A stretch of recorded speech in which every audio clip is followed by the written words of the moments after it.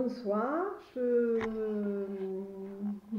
voilà, j'ai envie de parler ce soir du calme intérieur, qui est une forme de détente et une forme de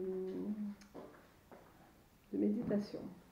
Ou à des agressions, ou verbales, ou physiques, ou des images qui me déplaisent. Et bon, mais je vois qu'il y a des copines et puis des copains qui arrivent. Donc voilà, le calme intérieur. Donc le calme intérieur, pour moi, c'est une ligne de vie, c'est-à-dire que si on est calme à l'intérieur de soi, on peut recevoir toutes les informations extérieures sans être totalement déséquilibré ou perturbé profondément. Donc voilà, moi nos petits rendez-vous comme ça sera pour expliquer des choses simples au départ, parce que la simplicité, c'est ce qui est le mieux, je pense, dans la vie, et pour permettre à chacun de trouver ses outils et les appliquer tout de suite pour lui immédiatement. Donc voilà, je vais parler du calme intérieur et comment rester dans le calme face à différentes images ou différentes situations qui se présentent à soi. Donc pour moi, la chose la plus importante, c'est de respirer. C'est-à-dire, vous allez recevoir l'information. Quelle que soit l'information, ça peut être une information visuelle, ça peut être la télévision, ça peut être une information sur un journal, ça peut être un contact avec quelqu'un, ça peut être une situation désagréable qui arrive comme ça, un coup de fil, quelque chose. Donc ce qui est important au départ, c'est de respirer. C'est-à-dire que la première phase de la détente, ça va être de respirer profondément, 2-3 fois de suite. Alors moi, je respire, je relâche l'air tout de suite, je respire profondément et je relâche l'air. Je respire profondément et je relâche l'air. Ça, c'est ma première réaction face à un stress. C'est bloqué. Il y a un bug. Ça marche plus. Ça a un bug, il y a un bug. Voilà, ça y est. Donc la respiration. Des respirations profondes tout de suite. 1, 2, 3, 4, 5. Ce que vous ressentez comme positif pour vous. C'est-à-dire vous allez respirer, essouffler. Vous pouvez le faire discrètement, moins discrètement, suivant la situation. Après, moi, ce que je fais, c'est que tout de suite, face à l'information, je transforme l'image et je la rends positive. C'est-à-dire que, je vais prendre un exemple, je reçois une information sur le journal, un accident, un meurtre, quelque chose comme ça. Tout de suite, à l'intérieur de moi, je vais placer une image positive. Une image qui va permettre d'atténuer et de ne pas entraîner tout de suite une émotion très puissante. Et je vous expliquerai par la suite pourquoi je fais ça. Donc je vais mettre une image positive, je vais avoir un souvenir, quelque chose qui va venir à moi tout de suite. Et ça va être par exemple un Noël, ça va être une rencontre avec une amie, ça va être un regard échangé avec quelqu'un que j'aime. Voilà, ça c'est ce que je mets en place tout de suite. Mes respirations, l'image. Et après je vais concentrer une certaine partie de mon énergie à ce niveau-là. C'est un centre énergétique qu'on appelle le troisième œil, on l'appelle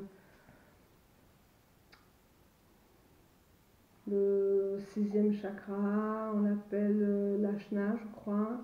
Enfin, il a plusieurs noms. Pour moi, c'est le lieu qui est en connexion avec la glande pinéale et qui permet de se concentrer. Donc voilà, je me concentre à ce niveau-là et tout de suite, je mets une émotion positive là-dessus.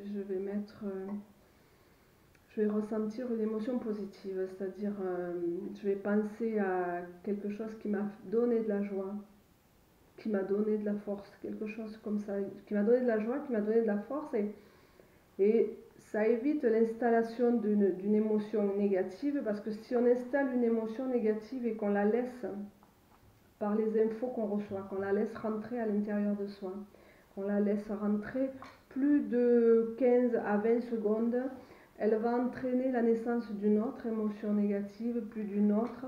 C'est comme si on était comme des petits aspirateurs, pour simplifier, des petits aspirateurs, c'est-à-dire qu'on reçoit du négatif, et notre petit aspirateur, il va prendre cette information qui va entraîner une émotion, puis tout de suite après, dans son idée, dans son mental, hop, une autre émotion va se rapprocher de celle-là, qu'il a déjà vécue, qui va rajouter une émotion négative, et on fait des petites couches comme ça, plusieurs couches d'émotions négatives, et à un moment, au bout d'une minute, le cerveau considère que c'est comme acquis, et va le mettre à l'intérieur de soi, c'est-à-dire que plusieurs situations comme ça vont faire que on va entraîner à un certain moment, on va entraîner des situations qu'on ne voulait pas au départ, mais on ne sait pas comment ça fonctionne vraiment. Et c'est intéressant de passer par ces stades-là, au moins ces 3 stades-là. Alors, si vous avez préparé votre petit cahier, parce que moi j'ai préparé le mien, vous pouvez le marquer face à un stress, n'importe lequel, la respiration profonde, l'image positive et la concentration pour transformer l'émotion. Parce que d'une image négative, d'une situation négative, il y a une émotion qui naît. Au bout de quelques dizaines de secondes, il y a une émotion. Et cette émotion vient faire grossir le négatif et entraîner malheureusement une augmentation de stress. Et ce stress va entraîner d'autres stress. Et tout cela va se cumuler. Et après des jours et un quotidien comme ça où on ne fait pas la différence, ça devient comme l'inconscient, on vit là-dedans tout le temps. En plus, dans le système social dans lequel on est actuellement, tout est utilisé comme ça. On stresse les gens afin de pouvoir les diriger vers telle chose ou vers telle chose ou leur faire peur pour telle chose. Donc ils vont se... Voilà, tout est fait pour manipuler les gens. Donc c'est super intéressant de faire des petites choses toutes simples, tout de suite, et de vraiment les mettre en application. Parce que la respiration profonde, c'est magique. Tout de suite, dès qu'on a un stress, dès qu'on sent un petit gargouillis, même si c'est pas conscient, parce qu'on a beaucoup de stress inconscient aussi. Donc la respiration, vraiment vous allez dans un petit coin, ou si vous êtes avec des personnes, bon, vous le faites comme ça. Et si vous pouvez aller dans un endroit, ça vous permet de respirer 2-3 fois et vraiment souffler, le faire 1 fois, 2 fois, 3 fois. Et tout de suite, ça oxygène le cerveau, déjà, on le sent, on a l'impression d'avoir des petits étourdissements, mais c'est très bon. Et l'image positive, c'est-à-dire que face à une personne ou face à une situation ou face à des informations très négatives, il faut vraiment superposer dessus un souvenir positif. Ou penser à son enfant, penser à sa mère ou à son père ou à son frère ou à sa soeur ou à un Noël partagé ou un anniversaire. Un très bon souvenir qu'on a, parce qu'on en a toujours plein de souvenirs qu'on n'utilise pas toujours, mais on a plein de souvenirs positifs. Et surtout la concentration sur ça, après on le verra plus en profondeur, les centres énergétiques et ça. Mais la concentration au niveau du front, c'est vous fermez les yeux et c'est comme si vous serriez quelque chose à l'intérieur de vous qui vient se situer ici. Vous serrez l'énergie et vous la mettez au niveau entre vos yeux. Et là, il y a une connexion qui se fait avec une glande qui est au centre du cerveau, qui s'appelle la glande pinéale, et qui permet vraiment le discernement. Donc, la concentration à ce niveau-là et en étant conscient que la glande pinéale permet de gérer, de faire le nettoyage dans toutes ces émotions, ça va vous permettre tout de suite de relâcher. Ça va vraiment vous permettre tout de suite de relâcher le stress. Donc voilà, je voulais parler de ça ce soir et puis je voulais aussi parler de la capacité qu'on a à changer l'émotion. C'est-à-dire on a des capacités innées de tout temps. On est venu avec beaucoup de capacités et beaucoup de capacités dont on ne se sert pas. parce que la société fait qu'on vit dans un système inversé et qu'on n'utilise pas le ressenti, qu'on n'utilise pas tous ces sens qu'on a, qui ne sont pas mis en avant, ni par l'éducation, ni par ça. Donc c'est à soi-même à faire son petit travail quotidien pour éveiller tous ces sens-là. Et on a une capacité à changer les énergies et les pensées. Mais ça entraîne aussi de la prise de conscience. C'est-à-dire qu'il faut prendre conscience de ce qu'on est. Prendre conscience, ça veut dire, je cherche des mots simples pour comprendre. Parce qu'il y a des millions de gens qui parlent de tout ça. Voilà, tout le monde parle de New Age, de formation, mais je pense qu'il faut utiliser des mots simples pour que pour que les personnes comprennent tout de suite, pour que ça résonne tout de suite en soi.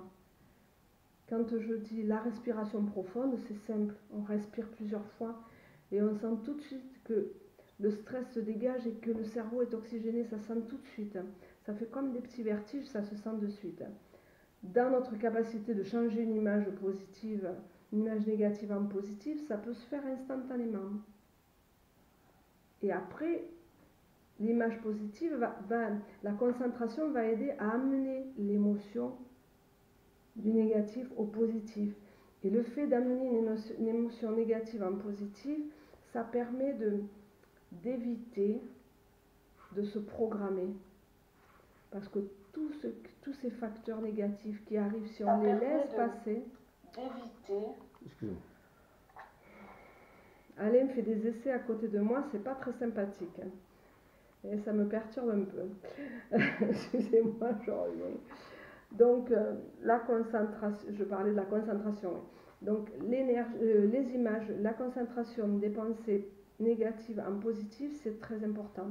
Vous allez vous concentrer à ce niveau-là et cette image négative qui arrive, vous allez essayer comme la dématérialiser. La dématérialiser. C'est-à-dire, c'est comme si on a un cerveau comme un ordinateur. Et quand on a un ordinateur, on peut dématérialiser certaines images et matérialiser d'autres images. Et bien, c'est ainsi qu'il est bien, si on peut y arriver, de le faire. C'est-à-dire de dématérialiser l'énergie négative, de dématérialiser l'image négative et de la transformer en quelque chose de positif. Mais ça, c'est libre à chacun. Parce que pour quelqu'un, ça va être penser à un animal. Pour quelqu'un, ça va être de penser à un jardin en fleurs. Ça va être de penser à certaines fleurs. Ça va être de regarder de l'eau qui coule d'une fontaine. Ça va être de regarder les animaux dans la nature, d'écouter les oiseaux. Il y a plein de choses qui font que pour certains, c'est positif. Pour d'autres, c'est pas intéressant. Il faut vraiment chercher ce qui, en soi, apporte la paix. Ça, c'est quelque chose de très important parce qu'on parle beaucoup dans la vie de tous les jours de tout ce qui est négatif, mais on parle peu de ce qui est positif. Et moi, je pense que déjà d'être en vie, c'est quelque chose de très positif. Que quand la maladie apparaît, c'est simplement des signaux de son corps qui viennent nous dire là, attention, tout ce que tu reçois, tu l'intègres. Tout ce que tu reçois, tu le prends pour toi, comme une vérité, comme quelque chose de vrai pour toi, alors que non. Alors qu'il suffit de chercher son calme intérieur. Et son calme intérieur, ça va très vite. Si vous commencez à respirer, à mettre une image positive et à vous concentrer pour changer l'émotion, tout ça se mettra en place progressivement. Et au bout de quelques jours, quelques semaines, tout de suite, quand vous recevrez l'information négative, paf, vous aurez votre système de transformation. Vous arriverez, vous respirerez, ou pas, parce que vous n'en avez peut-être plus besoin, et votre image positive, vous la superposerez à cette image négative, à cette information négative. Après, c'est important de quand on peut, dans une journée, prendre même si c'est que 2 minutes pour soi, et de respirer. Parce que la respiration est vraiment quelque chose de primordial. C'est très important pour la santé. On en parle, mais pas vraiment comme il faudrait, parce que vraiment la respiration, c'est quelque chose de puissant. L'oxygénation et le fait de ouvrir sa cage thoracique et de prendre cet air et toute cette énergie qu'il y a dans l'air et de la ressouffler en lâchant en même temps les pressions, les tensions.